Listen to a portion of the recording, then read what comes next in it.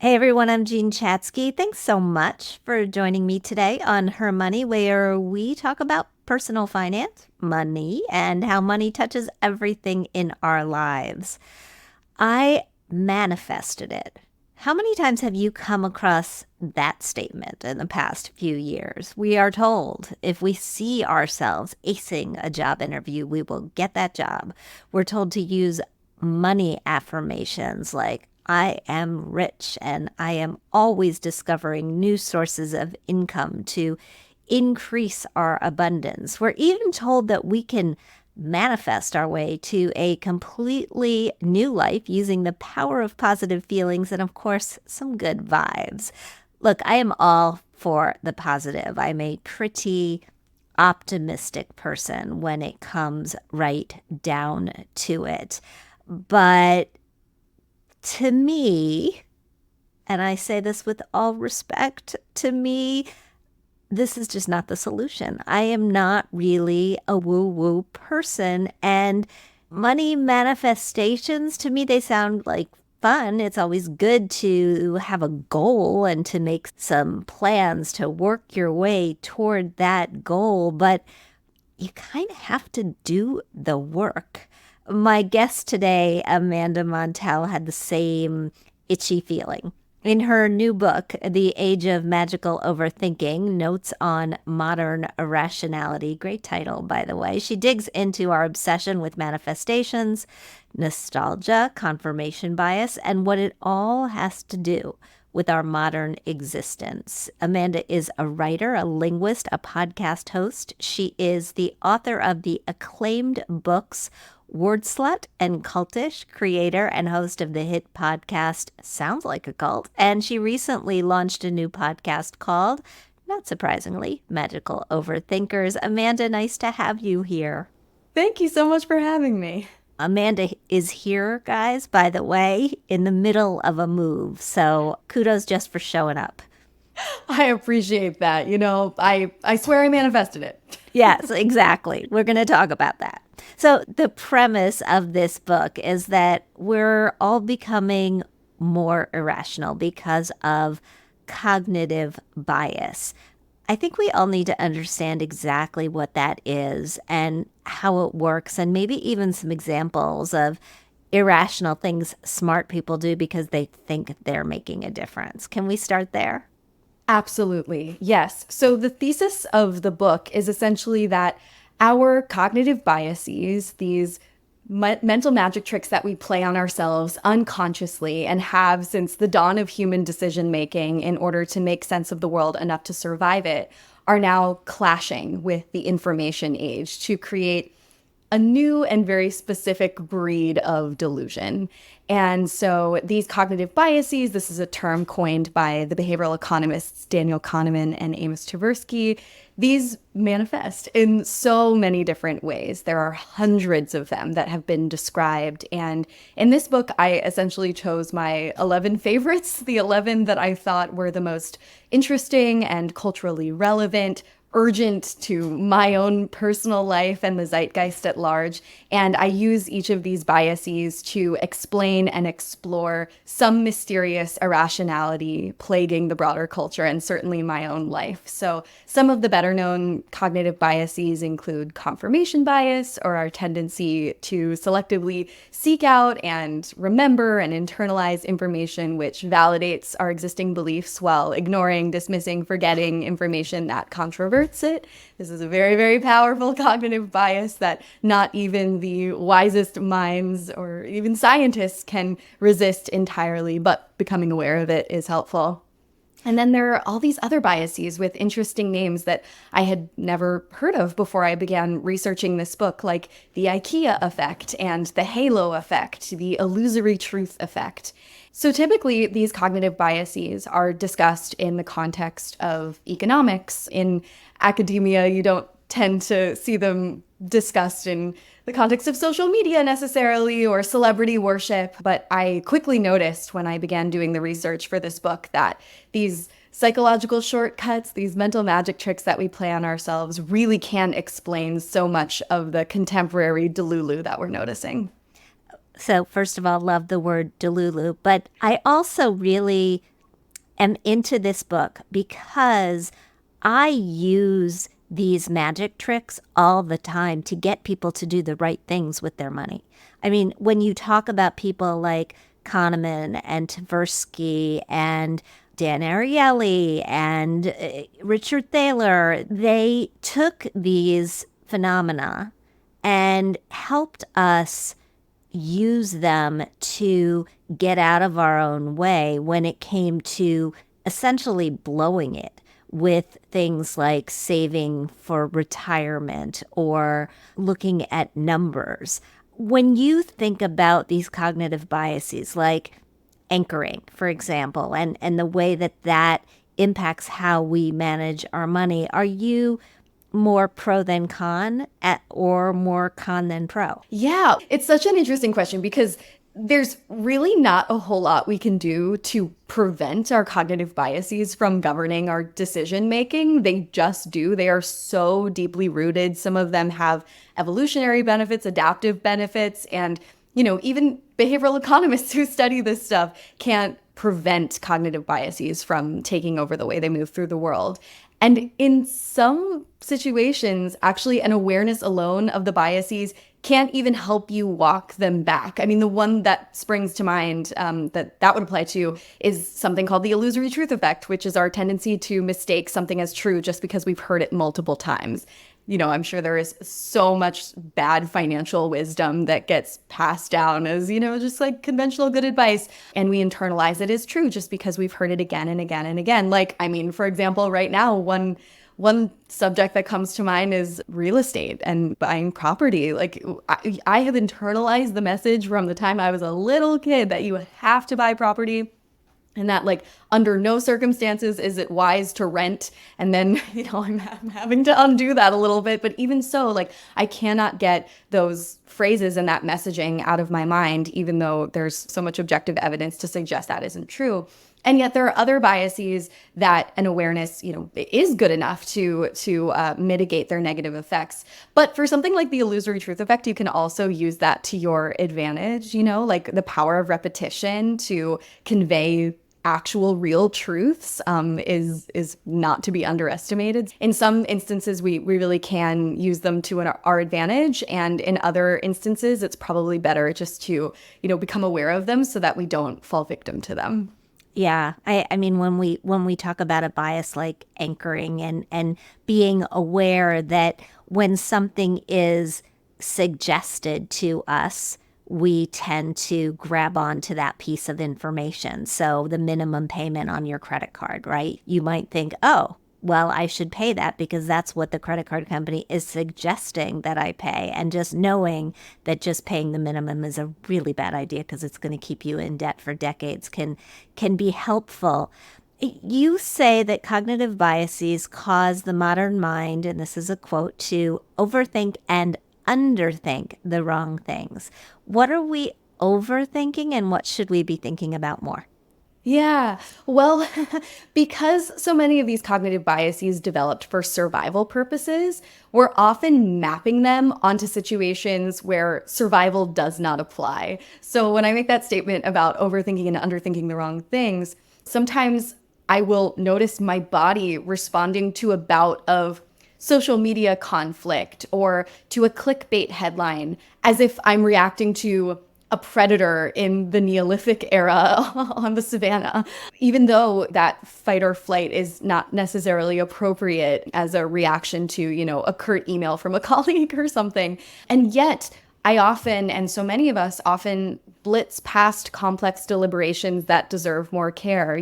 That's directly related to confirmation bias. I might scroll through my New York Times newsletter and, read a few headlines and think like, oh yeah, I understand that policy. I don't need to read any further. And yet some exchange that I shared with a stranger on social media will live rent free in my head for weeks. And so, yeah, we're really struggling to place our attention to determine what threats and scare quotes are worthy of our panic, worthy of our focus, and cognitive biases have so much to do with that. Can we come back to that example of a curt email from a colleague for a second? Because the minute you said it, I really understood what you were talking about, right? We've all gotten that email from a colleague that may not even say anything. It could just be a, so dot, dot, dot. And all of a sudden, our stomach drops. We're in panic mode. We think that we did something awful, right? We did something and we're about to get slapped on the wrist or worse. How should we be using our brains to think through these things so that we don't throw ourselves into an unnecessary panic? Yeah. Oh my God. I want to preface by saying that I struggle with this on a daily basis. So do not perceive the following as wisdom from a guru. Like, I am the ultimate overthinker, the ultimate magical overthinker, and thus I am in the trenches with us all. In fact, I might be at the bottom of the ravine. But I received a piece of advice interviewing Amelia Nagoski, who's one of the co-authors of a wonderful book about burnout. And she was discussing with me how, when we receive a stimulus that is stressful to us in the form of something modern, like an email correspondence, or let's say we saw our credit drop a little bit or something like that, we need to, as functional human beings, we need to address that problem in a way that makes sense, whether it's to take a moment and then respond professionally to the email, or to strategize how we can potentially address that credit drop. Do we have some kind of demerit or delinquency? We need to do those things. But the bodily response that we have, that stress response that we have in reaction to that stimulus, is kind of separate and needs to be addressed separately. So you can't think your way out of a bodily problem. And this is something that I have struggled with, and this is sort of the magical overthinking that I aim to communicate in this book. Like, our bodily responses, the decision-making strategies that once proved so very helpful to us, have gone kind of out of date. And so we sort of need to connect with our bodies and with our stress response in a way that actually counterintuitively has nothing to do with the thing that inspired the stress. So on one hand, you might need to address that contemporary disembodied concern involving numbers and words and emails and the internet. And then on the other hand, it could be a good idea to take a moment away from the computer, do something nice for your body, connect with a human being, go for a walk. I love that touch grass has become, a slang phrase that we've embraced because there's real truth in it. Immerse yourself in an experience of awe, engage in a handicraft that you enjoy. The stresses that we now encounter as human beings living in 2024 are so different from the stress stimuli that we evolved for. And we kind of need to address those things in separate ways. So we're a money show. As you know, I started the book talking about the recent obsession with money manifestations. A quick Google search, because of course we did one, came up with headlines like, "I manifested my dream job." What is the difference between giving yourself a pep talk and manifesting that you will get the job? Yeah. So manifestation is a sort of canonical form of magical thinking. It's the idea that your internal thoughts and feelings can affect external events.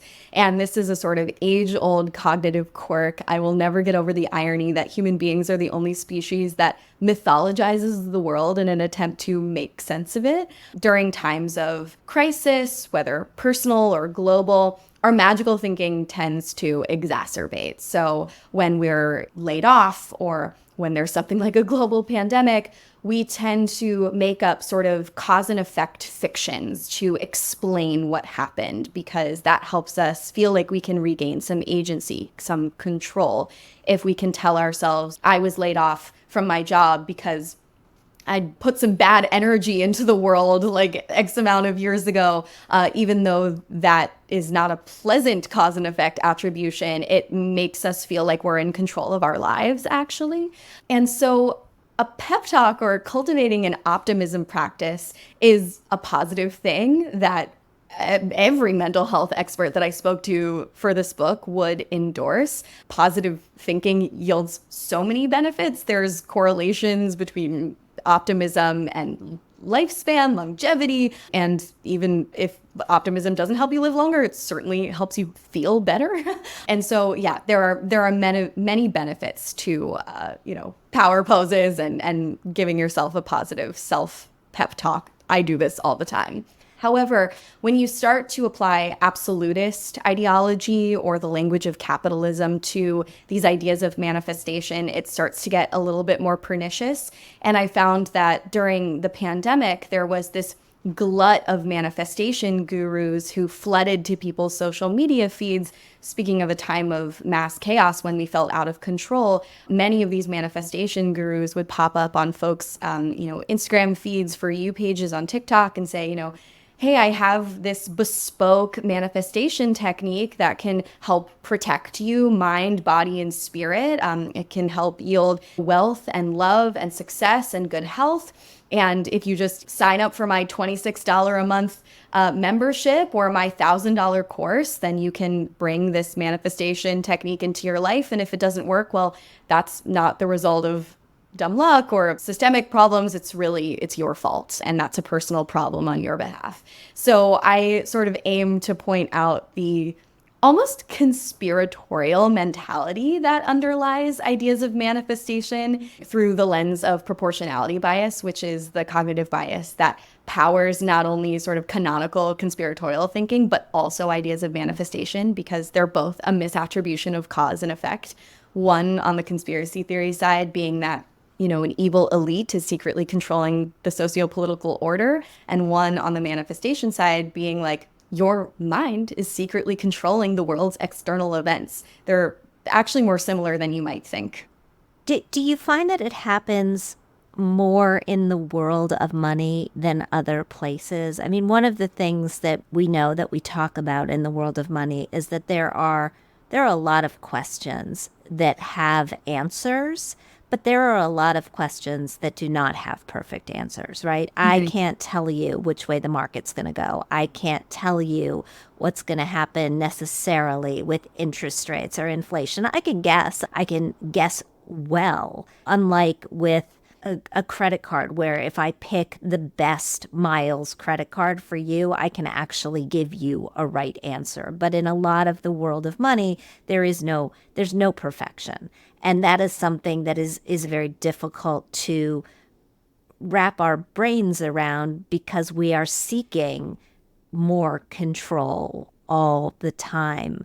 Do you think that is why people fall into these $26 a month self-empowerment circles or these MLMs? We recently had Jane Marie on the show talking about multi-level marketing, and it seems to me to be one and the same. I would wager to say that the money world is absolutely extra vulnerable to some of these proportionality bias powered ideas because the money world is so capricious and volatile and mysterious and hard to understand. And yet there is this grain of a suggestion that if you just pull the right strings or hire the right people or align yourself with the right group, then you can game the system. And at the very same time, like there are sort of conspiracies or conspiracy-esque entities at play in capitalistic society. There are people doing sort of shady backdoor deals in finance and in the business world. And so all of those factors combined, yes, I think would absolutely yield slightly more conspiratorial thinking and ideas of manifestation. Yeah. And even when those deals are not shady and backdoor, I mean, the truth is that there are people with Bloomberg terminals and the people without Bloomberg terminals, and the ones who have those terminals just have quicker, faster access to information. And that, if you're trading, that is a definite advantage. Well, we're going to take a very quick break. When we get back, I want to dig into some of the other things we're likely to embrace and spend money on in order to think our way into a better life, and maybe we should not be. It's the middle of 2024, so let's do a quick check in. How are you doing on those financial goals for the year?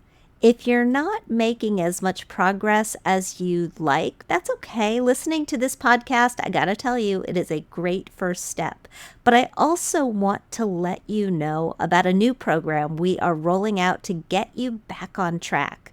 It's our 4-week finance fix program, and we're offering it for $100 for the first cohort of participants only. You know, we've got an 8-week program. Well, this 4-week course is more condensed, it's more fast paced, and it'll help you reach your 2024 goals even faster. We are rolling it out in July, so sign up now to get your finances in order before the fall at financefix, that's fix with 2x's.com, financefix.com. Can't wait to see you there. I'm talking with Amanda Montell. She's the author of the new book, Magical Overthinking. In the book, you write, paranoia is a profitable disposition, and that women are especially likely to embrace and to spend money on things like moon bathing and crystal healing, and again, those manifestation techniques. Why are we so obsessed with spending money on this sort of self-healing, and why is it so dangerous? Yeah, so that statement came from some literature that I read that when it comes to conspiratorial thinking, men are conditioned to gravitate toward UFO conspiracy theories or Holocaust denial, whereas actually highly educated women are more likely than anyone to gravitate toward New Age ideas. And there could be any number of theories as to why that is, but across the board, no matter your background, your gender, what have you, we as a species are prone to magical thinking during times of crisis. I know anecdotally, as someone who also has a podcast, that like female audiences are more valuable to advertisers for a convoluted array of reasons. Women are more likely to buy certain things, and especially when those products can foster social connection or spiritual connection or wellness connection. I think, yeah, women are in particular are marketed those things. And I don't have, definitive answers as to why that is. I'm sure that there are so many complicated factors contributing to that. But, my research for my last book, Cultish, led me to the notion that it's not that women are more gullible by any means, definitely not, especially not, like educated women with, all these degrees, like our critical thinking skills are as intact as they could be. But I think there's a sense of optimism going on where we women in general have so much to gain from certain promises, and we are conditioned to be such skilled collaborators and empathizers and anticipating needs of others and our own needs, and the self-care industry and the self-help industry, these are geared toward women. And so there's a lot at play here, but I am fully in support of the idea that we need to balance our optimism and skepticism, because erring too far on either side can yield existential peril. In one of the chapters, and I thought this was interesting, that you talk about overconfidence and how it is something that we all suffer from. And I thought, because I've seen the studies that I'm sure you've seen that show that men are much more likely to apply for jobs, for example, when they don't have all the qualifications, and women are likely to hold ourselves back if we feel like we don't have even one of the qualifications that they're asking for. So is overconfidence something that hurts women as well? And how does it, I don't want to use the word manifest, but I'm going to use it. How does it manifest itself? Yeah, I think it shows up a little differently just because of the culture in which we're brought up. I went into writing that overconfidence bias chapter thinking like, surely this is one of the biases that cannot apply to me. I have crushing imposter syndrome. I'm a reasonable person. I hate myself. And then I was humbled to find that overconfidence shows up in nearly all of us, just not in the same contexts necessarily. So, overconfidence in men is more likely to show up in the C-suite or in approving the Challenger launch before it was really ready to go. But that is only because of the positions of authority that men are welcomed into in our society. And, as a feminist, I am hopeful that if women were in those positions of power, they would make equally rash decisions.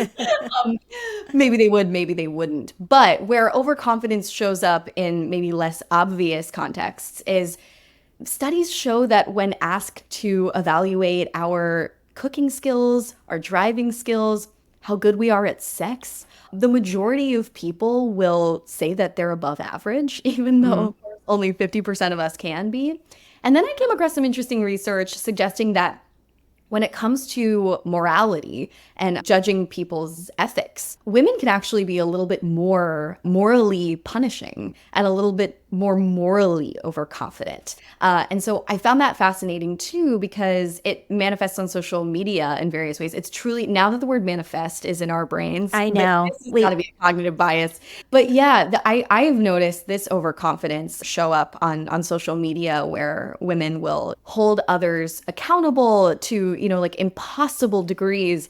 And this combines with other biases as well. But yeah, overconfidence is a quality that unfortunately almost no one is spared of. I have been in workplaces dominated by women, and sadly they haven't been as friendly as workplaces that are mixed, that have men and women together, which seem to balance things out. One last theory I want to talk about. It's called shine theory. And there was a famous piece in The Cut that talked about it. You write about it in the book. It's related to what we were just talking about a bit. So, talk about what it is and how we can and shouldn't be using it. Yeah. Well, when you were talking about how you found that workplaces that are dominated by women, and I've worked in those spaces as well, it can get a little toxic. And I really credit that to the zero sum game that patriarchal society sets up for women. I think we really are conditioned to believe that there are really only a select few spots of power for women, and that we have to accommodate to male standards of authority in order to beat other women, even in circumstances where resources are not limited, like clout, followers, coolness. And to sort of combat those zero sum intuitions combined with patriarchal society, I really have begun to apply a technique based on Anne Friedman and Aminatou So's shine theory, which is, of course, as it sounds, the idea that there's not a limited quantity of light in the universe. I mean, I'm no physicist, but I think the way that light works is that if someone nearby you is burning bright, that does not dim your light. To stop speaking in metaphors, it basically says that another person's success or wealth or attractiveness does not put your success, wealth, and attractiveness at risk. Even though we have these like really deeply rooted competitive instincts, they no longer apply in so many situations. And so when I'm, say, scrolling on social media and I come across another author who debuted at #1 on the New York Times bestseller list and has master's degrees from fancy institutions and wears cool leather jackets, and I start to feel intimidated by her instinctively because of zero sum bias, instead of allowing that person to live rent free in my head as some kind of nemesis based on shine theory, instead I've started to apply the technique of following them, sliding into their DMs, perhaps sending them a sincere sentiment of congratulations about their work. And I kid you not, I have made so many genuine friends and professional connections this way, even when they don't respond, just bringing that shine theory attitude to the interaction, even if it's only one-sided, seems to release me. And so, yeah, I've really started to consider the role of zero sum bias in how I feel competitive toward people who I could make connections with. I love that. And I think it's something that I've applied in the personal finance space as well. I am friends with the other people who do what I do, because there is plenty of space for all of us to help people with their money. You made the point, and I heard you, that this is not a self-help book. So how do you want people to use it? Well, first of all, I hope that the book just helps people feel a little less alone in their struggle. So many of us are wondering why it feels so hard to exist as a human in the world right now. Why, despite living in the information age, does the world only seem to be making less sense? Why doesn't it seem to be feeling any better? And I hope this book provides some validation in that way. And also, I really hope that it inspires folks to develop more compassion toward others' irrationalities and skepticism of their own. That's what it did for me. And that has allowed me to forgive other people's behavior when I could have otherwise written them off as inexplicable or delusional or evil, even. Knowing what cognitive biases might be motivating them has been really freeing, both for other people's confounding choices and also especially my own. The book is The Age of Magical Overthinking. Amanda Montell, thank you for a fun conversation. I enjoyed it. I appreciate that. Thank you so much.